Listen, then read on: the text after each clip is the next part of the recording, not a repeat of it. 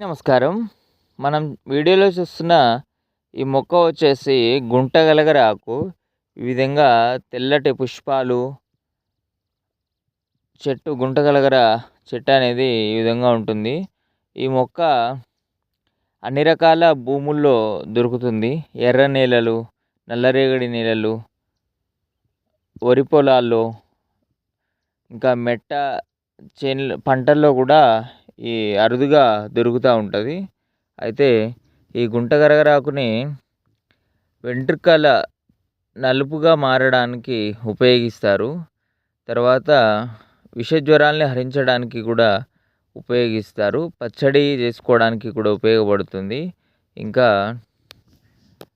వెంట్రుకలు నల్లగా అవ్వడానికి ఈ విధంగా ఈ యొక్క ఆకుని ఒక గిన్నెలో తీసుకొని ఈ నవరత్న ఆయిల్ ఉంటుంది కదా, దాన్ని కలిపి రసం తీసి జుట్టుకి అప్లై చేస్తే ఇలా కొన్ని రోజులు అప్లై చేయడం వల్ల జుట్టు నల్లగా అవుతుంది.